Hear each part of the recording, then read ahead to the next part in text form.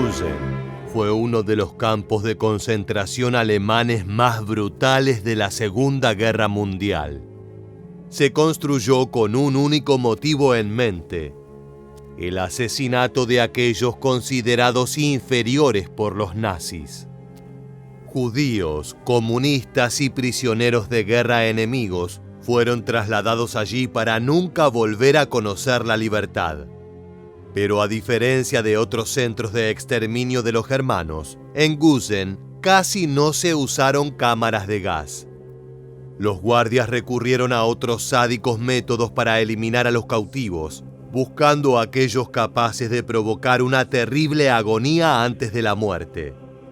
Desde crueles experimentos hasta el ahogamiento, nada probó ser demasiado extremo para los macabros hombres de Hitler. Hoy en este nuevo video de Historia Militar, te contaremos todo sobre Gusen, el brutal campo de concentración nazi. They see the woodshed where lime-covered bodies are stacked in layers and the stench is overpowering.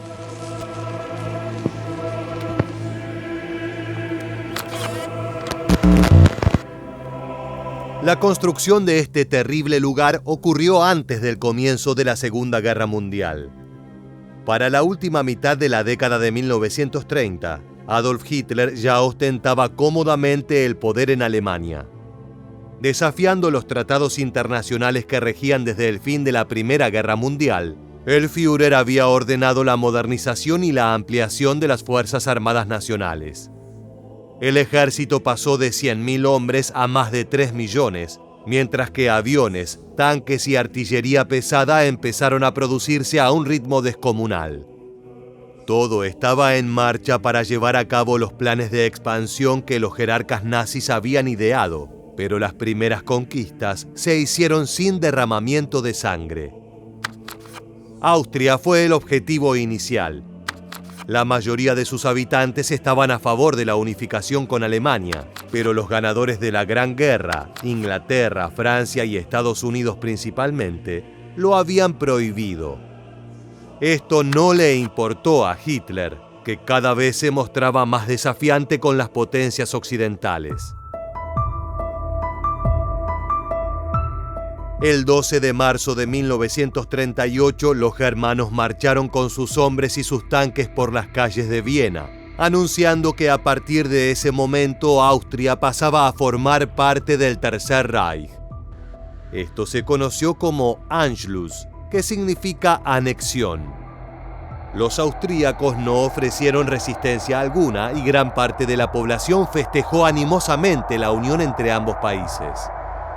Aquellos de ascendencia aria tenían motivos para hacerlo, ya que ahora pertenecían a una nación más avanzada y poderosa que elevaba su raza entre todas las demás. Pero la población judía, los comunistas y otros considerados indeseados, pronto se darían cuenta del terror que significaba vivir bajo el yugo nazi. 2 días después de la anexión, la Gestapo, la policía secreta alemana, estableció una oficina en la capital austríaca. Desde allí supervisaron los miles de arrestos que se dieron en el nuevo territorio. En un principio, los prisioneros eran deportados al campo de concentración de Dachau, establecido en el sur del país germano y uno de los primeros de estos centros. Allí fueron a parar los disidentes políticos más vocales, judíos, romaníes, homosexuales y criminales comunes. Pero el gran número de encarcelados pronto llevó a las autoridades nazis a planear la construcción de otro campo dentro del territorio de Austria. En marzo de 1938, hombres de las SS, la organización alemana encargada de la seguridad de estos lugares inhumanos, eligió el sitio donde se erigiría el infame centro de concentración de Mauthausen. Unos meses más tarde entró en funcionamiento. Los retenidos allí eran obligados a trabajar en las canteras de la zona, extrayendo granito en condiciones insalubres, con escasa comida, agua y horas de descanso. Las muertes no tardaron en llegar. Luego del Anschluss, Los alemanes siguieron sumando territorios a su creciente imperio, ahora con la adquisición de ciertas regiones de lo que era Checoslovaquia. Si bien Hitler también desafió a las potencias europeas al hacerlo, no encontró resistencia. Pero esto estaba a punto de cambiar. El 1 de septiembre de 1939, los nazis invadieron Polonia, y esta vez los locales se defendieron, dando así comienzo a la Segunda Guerra Mundial. Sin embargo, poco pudieron hacer los polacos para frenar el avance germano, y debieron firmar la rendición un mes después de comenzadas las hostilidades. La Gestapo y las otras fuerzas de seguridad no tardaron en poner en marcha el protocolo que ya habían llevado a cabo en Austria. Los judíos y otros enemigos del Reich fueron reportados en masa y enviados a los ya varios campos de concentración repartidos por el territorio alemán y el de sus conquistas. El número creciente de prisioneros obligó a los germanos a expandir también las instalaciones dentro de los centros, estableciendo subcampos. Uno de ellos, tal vez el más brutal, fue el de Gusen, a tan solo 5 kilómetros de Mauthausen. En un principio se lo puso en pie para aumentar la productividad de los trabajadores esclavos de este campo, ya que se encontraba más cerca de las canteras donde realizaban sus tareas forzadas. Para enero de 1940 ya eran 400 los prisioneros que se albergaban allí e incluían a varios polacos, ya fuera civiles o soldados capturados, además de los austríacos llevados a Mauthausen. Como era de esperarse, las personas que trabajaban en Gusen lo hacían en terribles condiciones, bajo la crueldad constante de los guardias de las SS. El frío en esa época era asolador, llegando comúnmente a temperaturas bajo cero. Aún así, los prisioneros no tenían acceso a abrigos, ni siquiera a guantes para protegerse las manos con las que explotaban las canteras. Los fuegos que se encendían para calentarse eran únicamente para los nazis, y cualquiera que se acercara mucho a ellos corría el riesgo de sufrir una paliza. Entre diciembre de 1939 y abril de 1940, cerca de 2.000 personas murieron trabajando en Gusen, la mayoría de ellas víctimas de las brutales condiciones a las que los sometieron sus captores. Otros también cayeron directamente por golpizas que se iban de las manos o directamente ejecuciones sumarias. Estas prácticas, tan comunes en los siguientes años de la guerra, no estaban tan establecidas entre los guardias aún, pero esto no significaba que nunca sucedían. Los miembros de las SS eran elegidos por su crueldad y no perdían la oportunidad de descargar su furia contra los prisioneros. Además de las torturas por parte de los germanos, también debían enfrentarse a los capos. Así se denominaban a los cautivos que colaboraban con los nazis y supervisaban al común de los reos. Muchas veces superaban en crueldad a los mismísimos guardias, ostentando el poco poder que tenían allí. Some of the capos inside of Gusen were infamous for their brutality. For example, one named Wolf executed prisoners by hanging them and then also stamped on their bodies. Another took part in gassing inmates. Mauthausen y su subcampo Gusen eran los únicos centros en todo el territorio nazi denominados de categoría 3. Esta era la peor clasificación que establecía que todos los enviados allí eran criminales sin ninguna esperanza de ser restablecidos en la sociedad. Por lo tanto, sus guardias tenían el permiso explícito de hacerlos trabajar hasta que cayeran muertos y de ser tan brutales como ellos quisieran. En Gusen, las condiciones eran aún peores que en el campo principal. Entre 1940 y 1941, la esperanza de vida de los prisioneros era de apenas 6 meses. La increíble escasez de comida hacía que el peso promedio de ellos fuera de apenas 40 kilogramos. Los muertos por inanición alcanzaban niveles imposibles de imaginar. A esto debía sumarse la pésima higiene del lugar. Casi no se les daba oportunidad a los detenidos para lavarse, por lo que las barracas estaban en un constante estado de suciedad, lo que hacía propenso la propagación de enfermedades. Sumado a las bajas defensas de los prisioneros debido a la inexistente nutrición de Gusen, las epidemias no tardaron en cobrarse sus primeras víctimas. A fines de 1941, las personas comenzaron a enfermarse de tifus, algo muy común en los campos de concentración alemanes. Los infectados llegaban a miles, pero los germanos nunca realizaron ningún esfuerzo para curarlos. En cambio, quien mostrara síntomas era apartado del resto y ejecutado, ya fuera por fusilamiento o eutanasia. Esa era la única solución que los nazis estaban dispuestos a ofrecer. Si bien puede parecer contraproducente que siendo Gusen un campo de trabajo forzado, los alemanes estuvieran tan dispuestos a eliminar a su mano de obra, esto tiene una explicación. La realidad era que a pesar de que se realizaban estas tareas, su función primordial era el exterminio de su población. Pero a diferencia de otros como Auschwitz, el principal método de asesinato en masa no era la cámara de gas, sino la explotación laboral. Los prisioneros literalmente trabajaban hasta morir en las canteras de granito. Cuando un grupo fallecía, otros eran traídos de diferentes centros de concentración, manteniendo el número de retenidos aproximadamente constante, siendo en general de 6.000 o 7.000. Este número superaba la capacidad de Gusen, que había sido planeado para alrededor de 5.000 personas como máximo. El hacinamiento se sumaba a las terribles condiciones ya mencionadas anteriormente para hacer de este campo un verdadero infierno, como cuenta un sobreviviente a continuación. Life in the hospital was very hard for us because we had no medical cures. We had very little food to eat.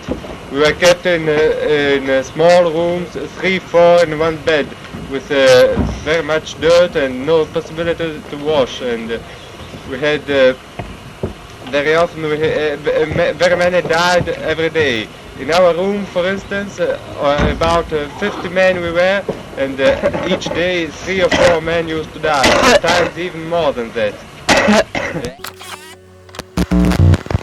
Desde prácticamente su apertura hasta principios de 1943, Gusen estuvo a cargo del comandante Karl Chmielewski. Según los testimonios de los sobrevivientes, era un hombre extremadamente cruel que disfrutaba torturando a los prisioneros a su cargo. En lugar de delegar las tareas, él mismo golpeaba, abusaba y asesinaba a las personas retenidas allí. Era muy normal que hiciera esto completamente alcoholizado. Bajo su poder, la vida en Gusen fue caracterizada por la violencia y el sadismo. La mitad de los enviados allí murieron durante su brutal régimen. En 1943 fue reemplazado como comandante por Friedrich August Seidler, quien no aprobaba los castigos indiscriminados y arbitrarios de su predecesor. Pero si los prisioneros pensaban que por ello sus penurias estaban por terminar, se encontraban gravemente equivocados. Seidler prefería lo que él llamaba una brutalidad de estilo prusiano, en la cual administraba castigos de carácter marcial a quien infringiera sus reglas, como si fueran miembros del ejército. En lugar de golpizas, ahora los prisioneros que rompían las normas de los nazis eran sometidos a latigazos, por ejemplo. El resultado final, sin embargo, era muchas veces la muerte, igual que sucedía con Chmielewski. Otro castigo común era quitar las raciones del día, en un lugar en el que una comida podía significar la diferencia entre vivir y morir.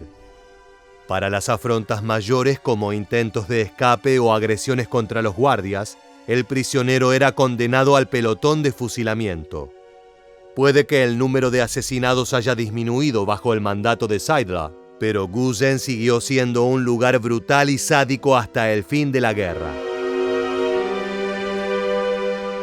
Incluso se llegó al macabro extremo de experimentar con los reos. Era común que los nazis probaran nuevas medicinas o drogas en los campos de concentración, ya que no les importaba si los ensayos salían mal y la persona fallecía. El más conocido de los doctores nazis fue Josef Mengele, que realizó la mayor parte de sus oscuros experimentos en Auschwitz. En Gusen estuvieron a cargo del médico Helmut Beta. A partir de 1944, el nazi llevó adelante pruebas en donde se estudiaron los efectos de la tuberculosis en los forzados pacientes, con el objetivo de desarrollar curas. Para ello se inyectó pus infectado en los pulmones de personas sanas. Luego las víctimas eran obligadas a correr sin parar por horas y horas hasta que colapsaran del agotamiento. Totalmente debilitadas se les introducía en los pulmones benceno, uno de los componentes de la gasolina, lo que les provocaba una muerte lenta y agonizante. Durante toda esta tortura se estudiaban de forma atenta los efectos provocados. Además de ser una terrible crueldad, estas pruebas fueron inútiles, ya que no se llegó a ningún resultado útil. Fue simplemente otra forma de sumar muertes en vano a la larga cuenta de los alemanes. Luego del asesinato, los cadáveres eran llevados al crematorio, el cual no tardó en ser abrumado por la cantidad de cuerpos. The general and his party next see the crude woodland crematory, actually a grill made of railway tracks. Here, the bodies of victims were cremated. Charred remains of several inmates still lay heaped atop the grill. Los guardias de las SS también organizaron ciertas distracciones de sus tareas, todas con un lado oscuro. Los domingos, por ejemplo, se organizaban partidos de fútbol entre los cautivos para el disfrute de los miembros del equipo de seguridad. Los participantes obtenían más raciones, pero el agotador ejercicio en el estado de hambre en que se encontraban muchas veces terminaba por debilitarlos aún más, lo que no inquietaba en absoluto a sus captores. En 1942 también se abrió un burdel en Gusen para uso exclusivo de los germanos. El objetivo de este era evitar que los guardias tuvieran relaciones con los prisioneros masculinos, ya que la homosexualidad era vista como un delito y una aberración. En el burdel se seleccionaron 10 mujeres cautivas consideradas arias y se las coaccionó a trabajar allí. A cambio se les prometió que luego de un tiempo serían liberadas, pero ninguna lo fue. La mayoría terminó siendo obligada a unirse a los cuerpos de las SS femeninos cuando la guerra comenzó a tornarse en contra de Alemania. Se mencionó previamente que la función principal de Gusen era la de exterminar a los considerados indeseables. Aquellos seleccionados para la muerte en Mauthausen también eran enviados allí. Apenas llegaban, los guardias los hacían correr para comprobar su estado físico. Los que no podían mantener el ritmo eran eliminados de varias formas distintas.